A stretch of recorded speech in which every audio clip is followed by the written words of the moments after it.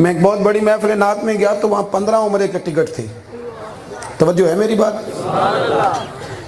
میں نے ان سے کہا یہ جو تم نے قرآن دازی کی ہے یہ جائز ہے پر حدیث میں نہیں. حدیث میں تو کنز العمال میں یہ لفظ ملتے ہیں. حضور نے فرمایا تمہیں پتہ چل جائے پہلی صف کا ثواب کتنا ہے تم قرآن دازی کرو. تو میں نے کہا وہ کس دن کرنی ہے؟ بولیے. حضور نے فرمایا تمہیں پتہ چلے اذان کا ثواب کتنا ہے تم قرآن دازی کرو.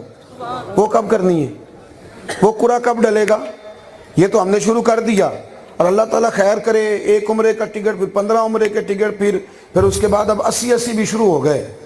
ہمیں کوئی اعتراض نہیں پر رائے ہے ہماری کہ مہربانی کرو کوئی عمرے کے ٹکٹ کے لیے بیچارہ باندھ کے نہ بیٹھا رہے. جو آئے ہمارے بزرگوں کے لیے آئے, وہ دین کے لیے آئے, وہ رسول اللہ صلی اللہ علیہ وسلم کی غلامی کے نام پہ آئے. زمانہ بیت گیا ہمیں یہ سنتے ہوئے کہ درود و سلام پڑھیں تو ایک پڑھنے پہ اللہ 10 رحمتیں فرماتا ہے. تو پڑھنا کس دن ہے؟ شروع کب کرنا ہے؟ تھوڑے دن پہلے ایک آستانے پہ حاضر تھا تو ایک بزرگ کہہ رہے تھے نکل کر خانقاہوں سے ادا کر رسم شبیری, اللہ اللہ بڑی ہو گئی اب باہر نکلیں. تو میں نے ان سے کہا حضور بتائیں تو صحیح بھلا. کہاں اللہ اللہ ہو رہی ہے؟ اب تو سیاست ہی ہو رہی ہے.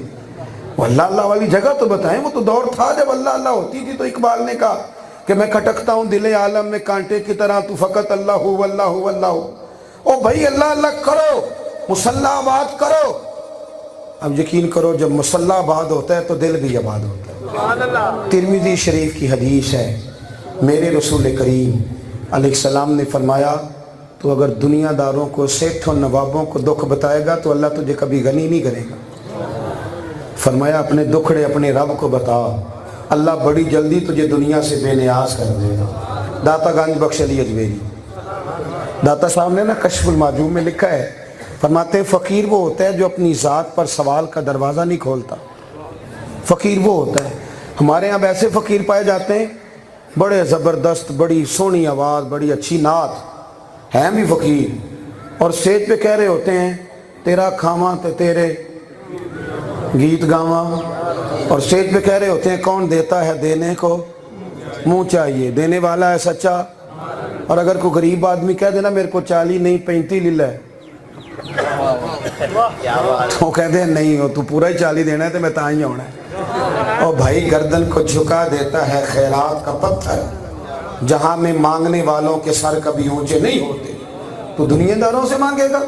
اعلیٰ حضرت فاضل بریلوی رضی اللہ تعالیٰ عنہ, اعلیٰ حضرت رحمت اللہ علیہ دکان پہ تیل لینے چلے گئے. یہ بھی دیکھو کتنا بڑا صوفی ہے, اور تیل لینے خود چلے گئے. ان کے مرید نہیں تھے جو ٹیشو اٹھا لیتے, ان کے نہیں تھے سارا کچھ ہو سکتا تھا. حضرت خود گئے سرسوں کا تیل لینا, دکاندار سے کہا تیل کی بوتل بھر دو.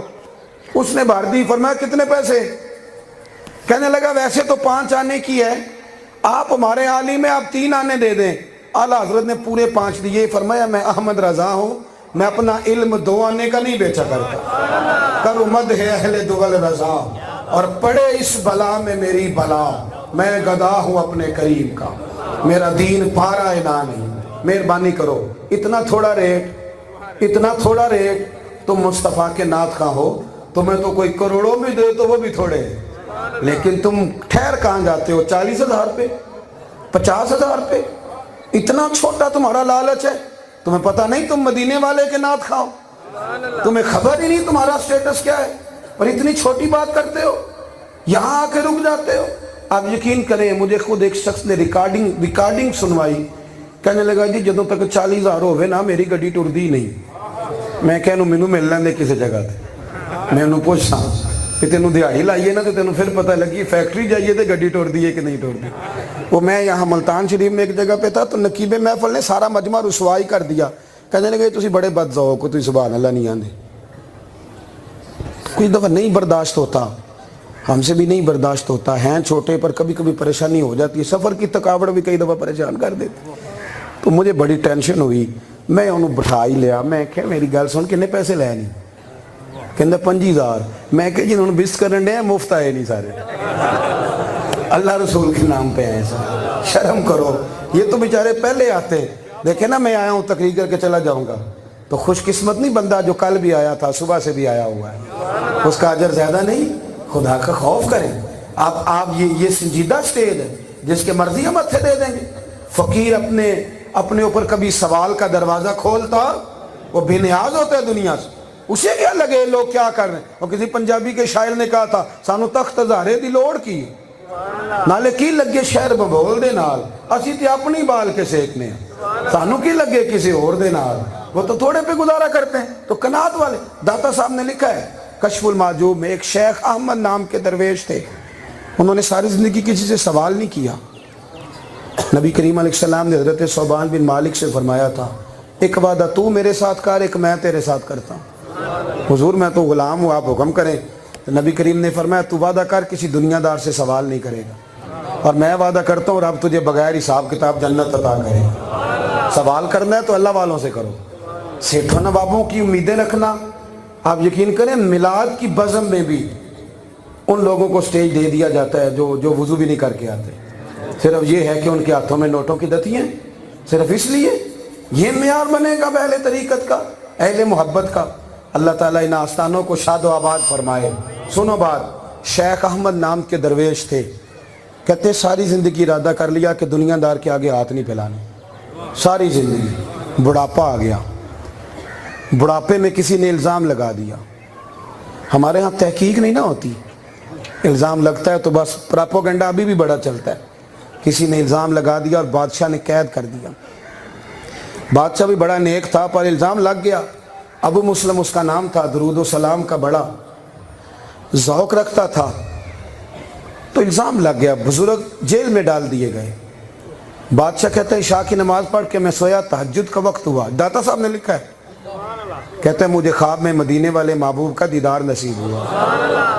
تو نبی کریم صلی اللہ علیہ وسلم نے فرمایا ابو مسلم تو نے اللہ کے ایک دوست کو قید کر دیا۔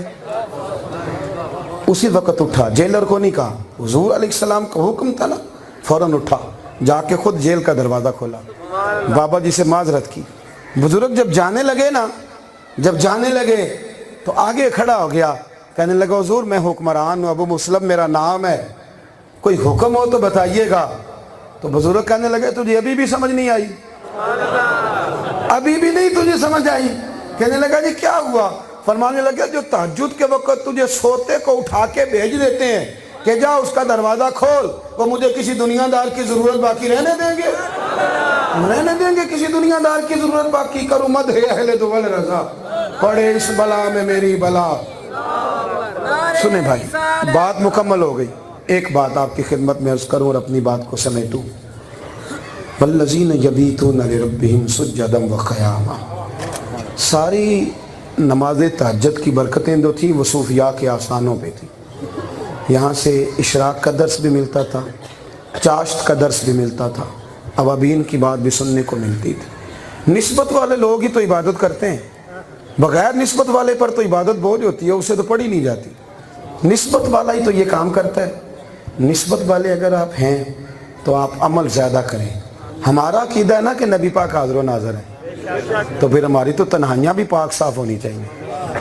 ان کو تو دیکھتے ہی نہیں معاذ اللہ، ان کے خیال کے مطابق ہمیں تو دیکھ رہے ہیں نا، تو پھر ہمیں تو تنہائی میں بھی سچی بولنا ہے، ہمیں تو نجی محفلوں میں بھی خیر کی بات ہی کرنا ہے۔ بھائی عمل بڑا ٹھنڈا، بڑا میٹھا، ہمیں تقریر نہ کرنی پڑے۔ ہمارے بزرگوں کے تو عمل سے لوگ بڑا کچھ سیکھ لیتے، ان کے تو طور طریقوں سے لوگ مصلح بات کریں، اللہ اللہ زیادہ کریں۔ آپ یقین کریں 5 گھنٹے جو لوگ بیٹھ کے مسجد کے حجرے میں بحث کرتے ہیں، ان سے کہا جانا یہ تسبیح لے لو اور 100 بار درود شریف پڑھ دو اور 1 سپارہ قرآن پاک کا پڑھ دو، تو یہاں انہیں کام یاد آ جاتا ہے یا نیند آ جاتی؟ اپنا ذوق بنائیں، اپنے بزرگوں کے طریقوں میں چلیں۔ آپ سلسلہ نقش بند کے آستانے پہ ہیں، یہاں تو لطائف ہوتے ہیں، یہاں تو مراقبہ ہوتا ہے، یہاں تو اللہ اللہ ہوتی ہے، یہاں تو انسان گردن جھکاتا ہے، اسے پتہ ہی نہیں چلتا وہ کبھی جناب سلمان فارسی کے آستانے پہ ہوتا ہے، کبھی حضرت قاسم بن حسن کی بارگاہ میں ہوتا ہے، کبھی حضرت ابوبکر صدیق کے حضور حاضر ہوتا ہے، اور اسے یوں لگتا ہے کہ جناب صدیق اکبر اسے کہہ رہے ہیں اب تو آ گئے ہے نا، اب میں تیری مدینے والے سے ملاقات کرا دوں گا۔ بھائی یہ تو خیر والی جگہ ہیں، ہمیں اپنے بزرگوں کی روایات کو توڑنا نہیں، اسے پکڑنا ہے، اسے تھامنا ہے۔ اور سنو، خواجہ نظام الدین محبوب الہی سے کسی نے کہا تھا میرے پیر کامل نہیں، آپ کا مرید ہونا چاہتا ہوں، تو آپ نے فرمایا تجھے کیسے پتہ چلا وہ کامل نہیں؟ کوئی شرعی قباحت ہے تو بتا۔ اس نے کہا جی نہیں شرعی قباحت تو کوئی نہیں۔ فرمانے لگے تو اللہ کی رضا کے لیے اسی کی خدمت کر. اگر تو مخلص ہوا نا، تو مخلص ہوا تو ہو سکتا ہے رب تیری برکت سے اسے کامل بنا دے. لیکن مہربانی کریں یہ جگہ جگہ جانا اور بحثیں کرنا اور الجھاؤ پیدا کرنا اور وسوسہ اندوزی کرنا یہ اہل حق کا طریقہ نہیں. اپنی زندگی ذوق والی بنائیں، درد والی بنائیں، پیار والی بنائیں. اب تو موبائل میں قرآن مجید مل جاتا ہے. سفر کریں تو پھر بھی آپ کا سپارہ نہیں چھوٹنا چاہیے. تسبیح جیب میں رکھیں. چھوڑے اگر کوئی کہتا ہے کہ تو نے تسبیح پکڑ لیا تو کہنے دے.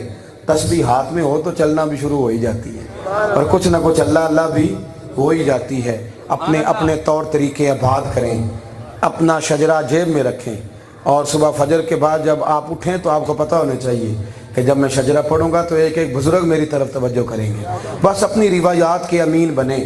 یہی چراغ جلے گا تو روشنی ہوگی. دعا کرتا ہوں جو کہہ سکا اللہ قبول فرما لے. یہاں دوران گفتگو بھول گئے اللہ ہم سے درگزر فرمائے. ہمیشہ مدحت خیر الانام میں گزرے. دعا ہے یہ عمر درود و سلام میں گزرے.